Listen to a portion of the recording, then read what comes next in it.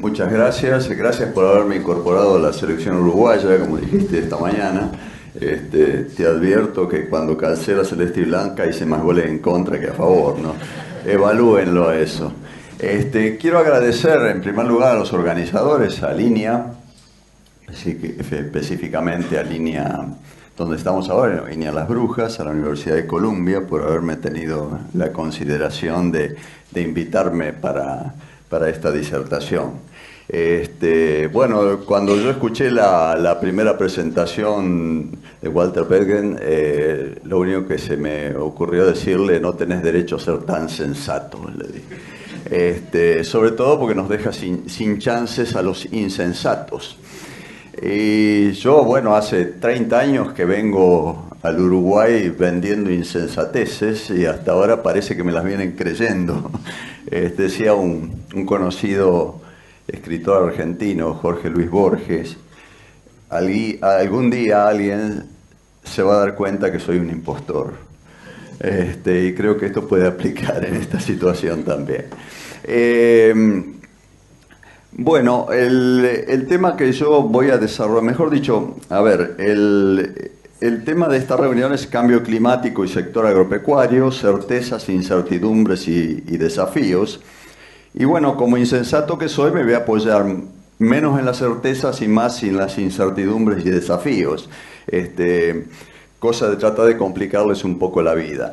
Lo que yo les voy a presentar es una especie de recopilación abreviada de trabajos que venimos desarrollando en una entidad regional privada que es GPS, Grupo de Países Productores del Sur, que compartimos con Guillermo, somos parte ambos de esa organización, donde además de Uruguay está Argentina, Brasil y Paraguay, y que tratan de mirar la problemática de la seguridad alimentaria global desde una perspectiva regional, tratando de, digamos, de proyectar hacia el futuro cuál es y cuál va a ser en el futuro el rol que va a tener esta región en la seguridad alimentaria global y en los impactos que eso va a tener desde el punto de vista ambiental, desde el punto de vista de la salud, y en una cantidad de aspectos que son realmente dignos de tener en cuenta.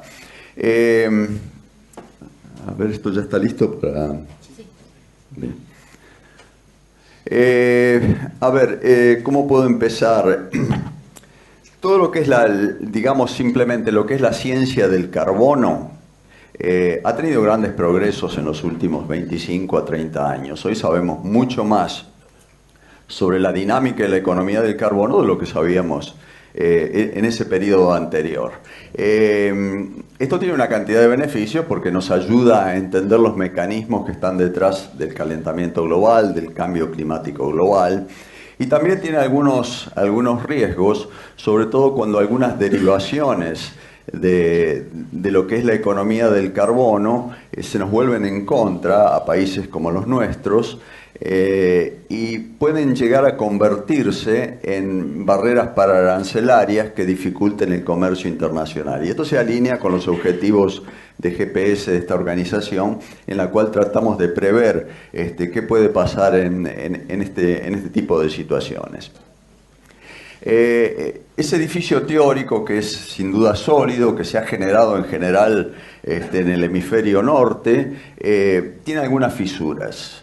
Y nosotros estamos tratando de encontrar esas resquebrajaduras en el edificio para ver si por ahí podemos colarnos y con información científica tratar de fortalecer el rol de la región en los mercados internacionales y fortalecer el rol de la región como, digamos, región mitigadora de carbono, contribuyendo a mitigar los efectos del cambio climático global. Entonces esto yo, digamos, lo quisiera presentar en forma de una triple encrucijada, que lo llamo la triple encrucijada del carbono en la producción agropecuaria. Me voy a concentrar solamente sobre tres ejes. Uno es el eje de la emisión de carbono, otro es el eje del secuestro y otro es el eje de la huella de carbono, que ya fue mencionado por varios anteriormente, y que me va a llevar a algunos tecnicismos que no voy a poder evitar para tratar de explicar, de dar algunas precisiones en torno a este concepto de huella de carbono. Respecto a la emisión, yo creo que tenemos que contextualizar y saber dónde estamos parados. Si ustedes ven este mapa de emisiones, que fue elaborado por un organismo internacional, y trazamos una línea en el ecuador, vemos dónde están concentradas las emisiones. Las emisiones históricamente vienen del hemisferio norte y allí está la gran fuente de emisión que tiene el planeta actualmente. Y aunque a veces sospechan mucho de nosotros porque tenemos una ganadería que emite metano, la ganadería bovina, ustedes saben, se están convirtiendo a través de algunos movimientos en casi un pecado global, en el sentido de que la ganadería bovina emite demasiado metano, demasiado óxido nitroso, que es malo para el ambiente, que eso es necesario penalizarlo, y además la carne tiene problemas de salud. O sea, se está generando toda una historia, un relato que nos deja a veces mal parados. Ahora bien, pongamos esto en contexto. ¿Cómo está el tema de las emisiones? Y ustedes valorarán cuál es el impacto real de la ganadería a nivel global.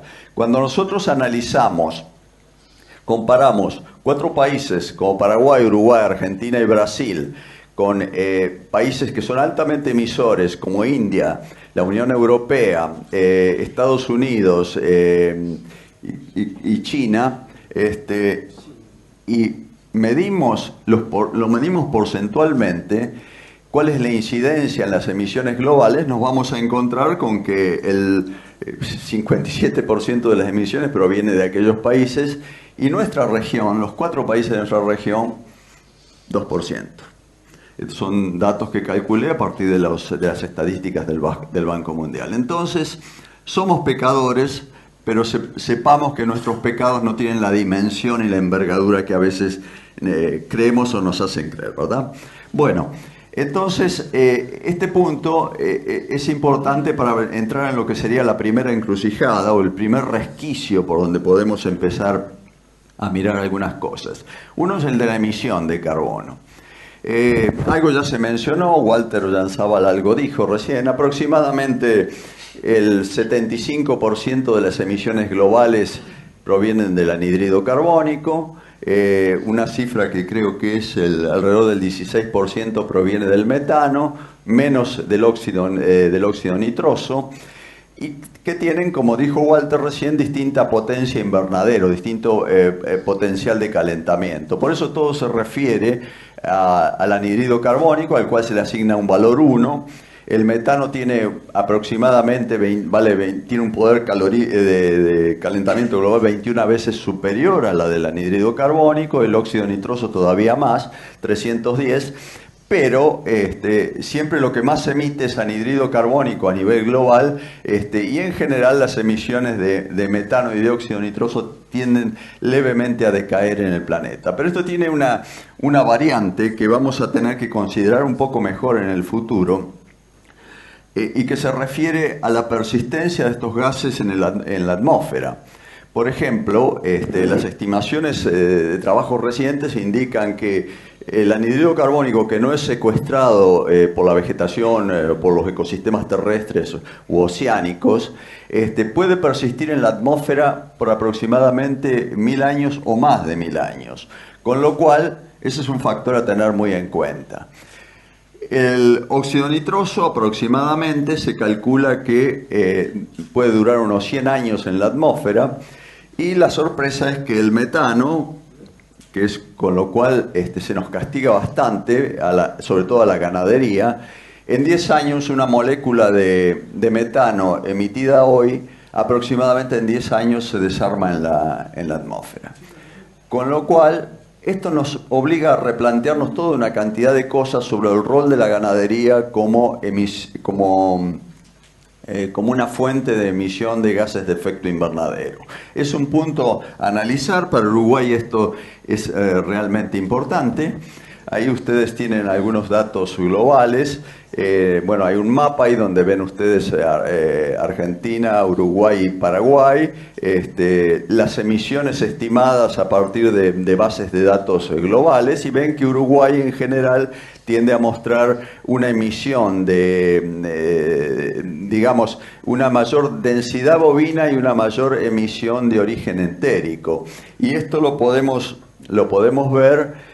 ¿Dónde está cuando analizamos la densidad bovina total promedio de los distintos de nuestros 4 países comparado con otros países? Encontramos con que Uruguay tiene una de las densidades más altas de bovino, casi el doble que la Argentina, le sigue Paraguay y le sigue Brasil. O sea que no me sorprende lo que decía recién Walter Ollanzábal, que esté penalizado las emisiones que provienen del sector agropecuario en un país como el Uruguay, porque tiene una densidad bovina bastante más alta que la que hay en otros países de la región. Entonces, si consideramos que el metano, que es quizás el principal gas que emiten los bovinos, tiene una persistencia en la atmósfera mucho más baja que la de los otros gases, hay que ver cómo en el futuro la región tiene que pelear esa situación para ver cómo la computamos en los inventarios. Segunda encrucijada, tiene que ver con el secuestro de carbono. Aquí es donde más hemos trabajado desde hace algunos años dentro del grupo GPS. Podemos decir que hay caminos metodológicos para estimar los balances de carbono en el caso del sector agropecuario. Tenemos un conjunto de emisiones que yo creo que el IPCC trabaja muy bien en este aspecto, ya que los distintos sectores, ya lo describió Walter también recién, los distintos sectores tienen un potencial de emisión bastante bien definido. En general, los países que pertenecemos, digamos, al mundo en desarrollo, tendemos a usar lo que se llaman default values, que son los valores por defecto, valores por default, que los tomamos y los incorporamos y podemos hacer una estimación aproximada de las emisiones. Pero, te estoy molestando, hay un problema desde nuestro punto de vista. Está radicado en el secuestro de carbono. O sea, este es un sistema que es bastante meticuloso en la forma que estima las emisiones, pero es imperfecto desde nuestro punto de vista cómo se estiman los secuestros, ya que en la versión, digamos, o el mecanismo más simple para estimar secuestro de carbono, se considera que solamente las tierras de bosque, el IPCC considera en el nivel 1, considera que son las tierras de bosque las que tienen potencial de secuestro de carbono. Y nosotros, mirando esto en perspectiva, yo hace muchos años que trabajo con el IPCC, he trabajado ya casi desde sus inicios, y siempre este aspecto me inquietó. Nosotros tenemos muchas tierras de pastoreo que las tenemos imperfectamente evaluadas en su capacidad de secuestro de carbono. En consecuencia, lo que nos hemos propuesto en GPS en los últimos tiempos es revisar el método del IPCC bajo una óptica, digamos, hipotética, de hipótesis. O sea, no podemos de ninguna manera garantizar de que el producto de nuestras investigaciones y exploraciones sean validables o 100% validables, pero nosotros creemos que nuestras tierras de pastoreo tienen un potencial de secuestro significativo que no está valorado. ¿Y esto por qué es importante? Si nosotros nos vamos a Hong Kong o nos vamos a un país europeo donde las tierras de pastoreo están minimizadas, tienen muy pocas tierras de pastoreo en un sentido como la tenemos nosotros, nosotros podemos encontrarnos con la sorpresa de que, por ejemplo, en Argentina hay un 7% de área boscosa, pero un poquito más de un 80% de tierras de pastoreo. Brasil, bueno, es rica en bosques, pero también tiene tierras de pastoreo. Paraguay, 20 y casi 70, Uruguay, muchas tierras de pastoreo. Entonces, si nosotros hacemos lo que hace el IPCC en sus valores default, de asignarle un secuestro igual a cero a todo lo que es tierras de pastoreo, estamos, creo que, perdiendo de vista un aspecto que es importante. ¿Cómo en general han surgido estos valores del IPCC? Bueno, acá tienen mucho que ver los ensayos de largo plazo. Si en Estanzuela hay ensayos de largo plazo que tienen 60 o 70 años, no sé cuánto tienen, claro. En el Reino Unido, por ejemplo, hay ensayos de largo plazo que tienen casi 200 años. Y de ahí han sacado una cantidad de información que son parcelas en última instancia, parcelas muchas de las cuales no tienen uso práctico, no se extrae, digamos, no se extrae un producto de ellas. ¿Qué nos dice el IPCC? Bueno, que a través de los años una pastura o una tierra de pastoreo se satura de carbono y a partir del momento que se satura ni gana ni pierde carbono. O sea, entra en una condición de balance cero. Emite lo mismo que lo que gana. Nosotros ahí postulamos una hipótesis un poco distinta y decimos que nuestras tierras de pastoreo, muchas de las cuales están bajo un uso intensivo, en realidad no están en una condición de saturación de carbono y están más abajo y por lo tanto tienen un potencial de secuestro que tenemos que evaluar.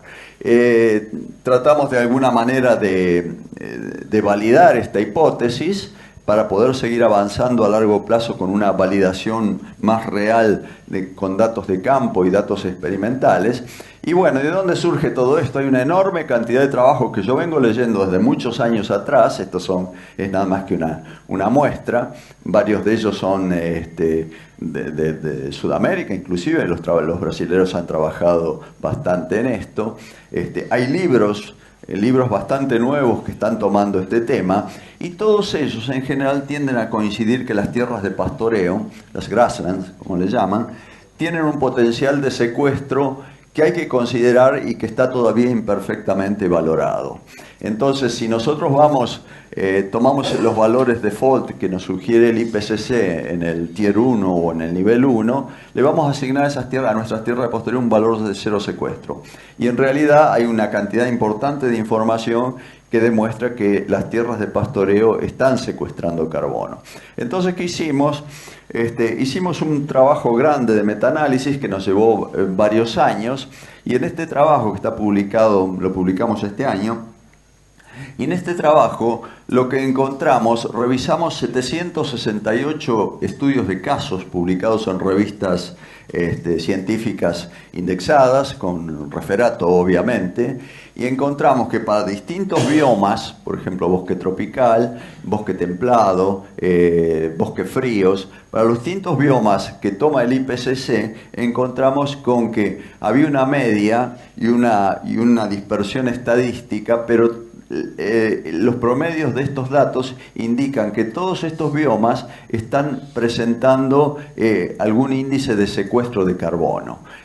Solamente en el caso de la agricultura se nos va ese balance de carbono por debajo de cero, quiere decir que la agricultura estaría perdiendo carbono. Pero en lo que son específicamente las tierras de pastoreo, que es ese área encuadrado en amarillo, vemos que están mostrando distintos índices de capacidad de secuestro de carbono, algunos muy bajos, como pueden ser lo que son estas estepas arbustadas, lo que puede ser la Patagonia Argentina, pero que también aparentemente tienen una capacidad de secuestro de carbono. ¿Y esto por qué es importante? Cuando nosotros extrapolamos estos datos y hacemos el ejercicio de incorporarlos a los inventarios de los países, encontramos con que el secuestro de carbono, digamos, si seguimos el nivel 1 del IPCC, encontramos con que el secuestro de carbono de nuestros sistemas, salvo en el caso de Brasil, es menor que las emisiones. Si el secuestro es menor que las emisiones, estos inventarios lo que están dando, terminan dando, es evidentemente valores negativos. O sea, el país como tal está perdiendo carbono. Esto dicho de una manera muy simple. Ahora bien, si nosotros tomamos esos datos default que nosotros generamos a partir de revisar 760 casos, los incorporamos en un nuevo estudio reanalizando lo que es el secuestro de carbono, encontramos con que las columnas en verde que son de secuestro se nos suben para arriba. Las emisiones siguen siendo las mismas, pero el balance en los países pasa de ser negativo a ser positivo.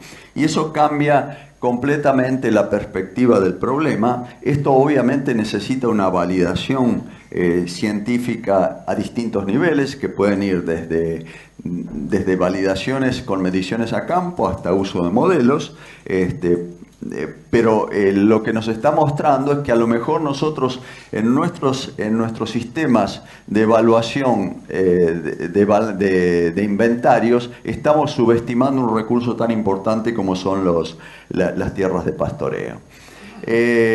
Y acá hay otro detalle, ¿no? Estas son también datos globales. Es una reconstrucción de los usos de la tierra en el Uruguay, 150 años atrás, un poquito más. Creo que dice 1900, 1960, 2016, y vemos los enormes cambios que ha habido en el uso de la tierra en el Uruguay. Todo lo que está, digamos, lo que está en amarillo y naranja es lo más próximo a lo que sería una condición natural, casi de pastizal, diríamos, pero lo que está en verde claro y en verde oscuro, ahí tenemos áreas de cultivos anuales y áreas de producción mixta, de cultivos y pasturas.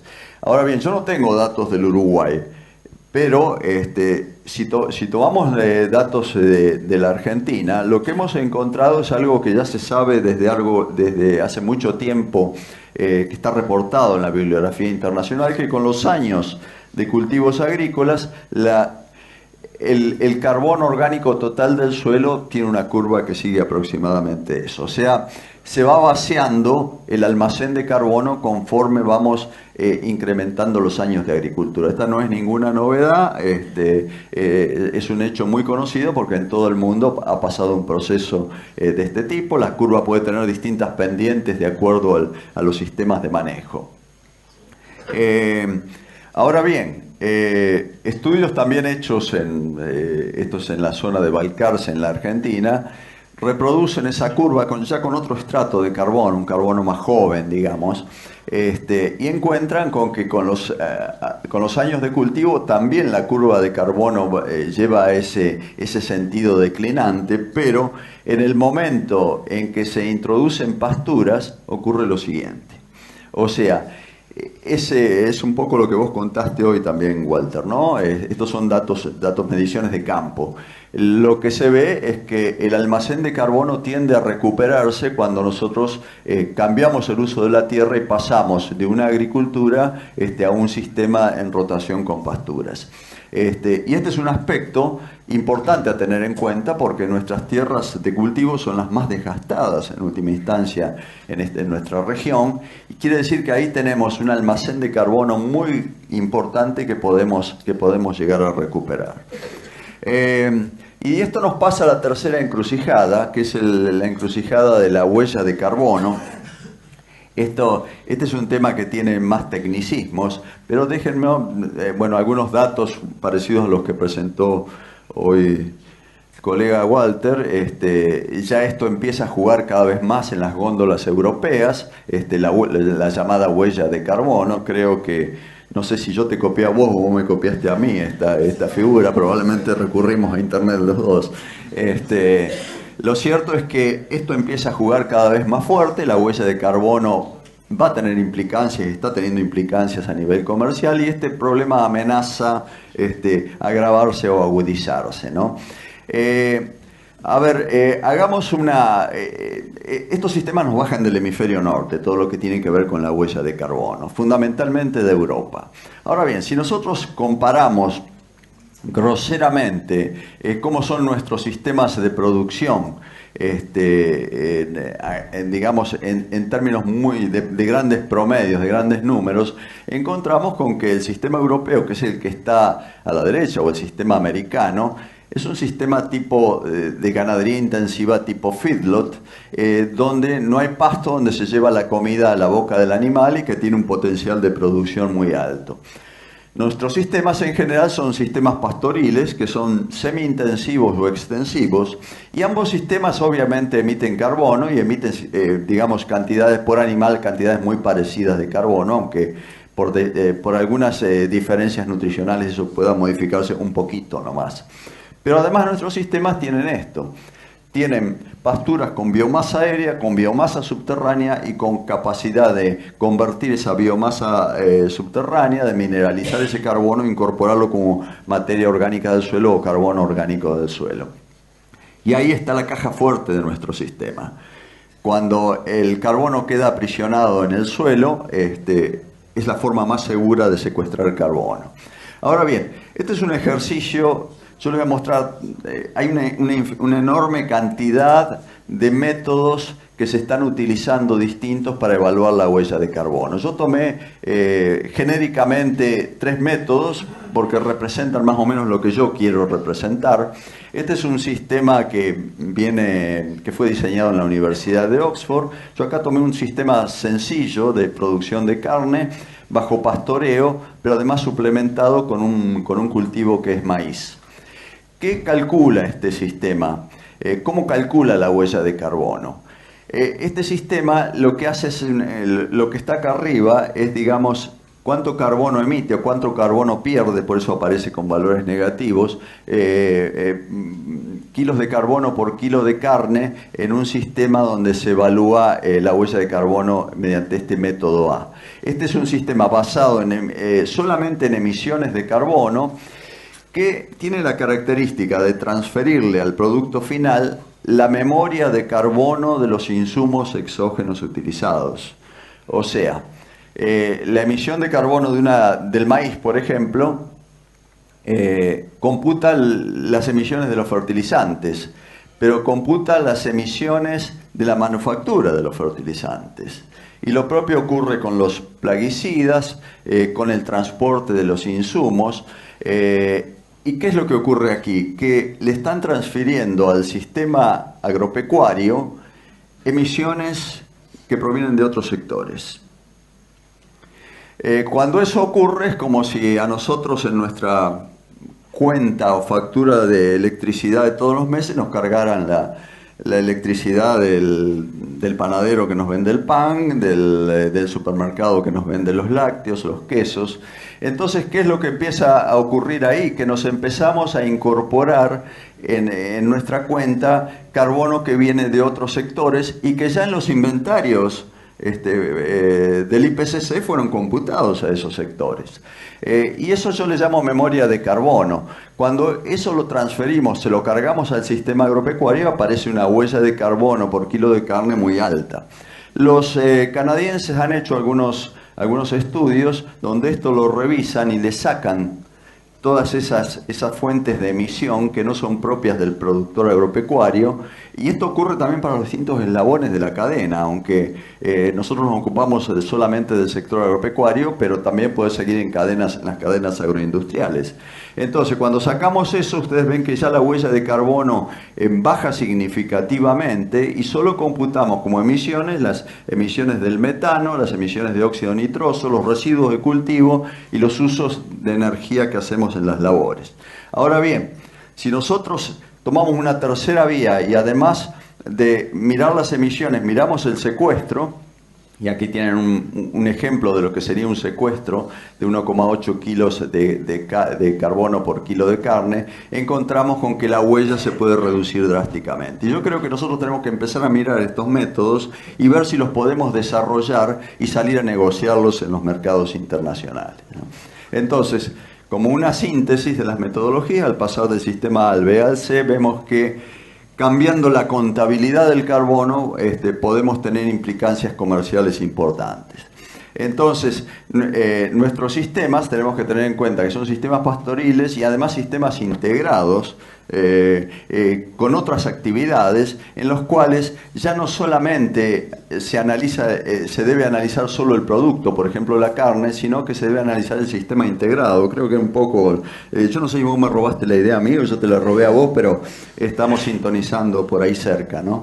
Entonces, este sistema lo que hace, este sistema basado solo en la emisión, valora la emisión por kilo de producto, y aquel que se basa en el balance y no solamente en la emisión, valora por sistema productivo, hace el análisis. Este no evalúa secuestro de carbono, este sí lo evalúa. Este computa emisión por manufactura de insumos externos, este no.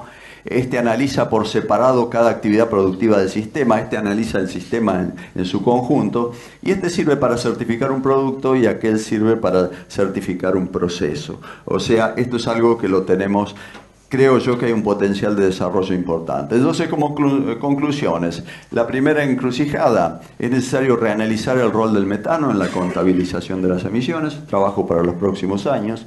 Segunda encrucijada, es necesario profundizar el análisis del secuestro de carbono en los sistemas ganaderos con el fin de validar nuestras hipótesis y resultados obtenidos de nuestros metaanálisis. Y la tercera encrucijada, que es altamente recomendable, diseñar un sistema regional que evalúe objetivamente la huella de carbono en ganadería y en otras actividades con el fin de evitar la imputación de emisiones sesgadas y contabilizar en general la integralidad del proceso de producción. Gracias.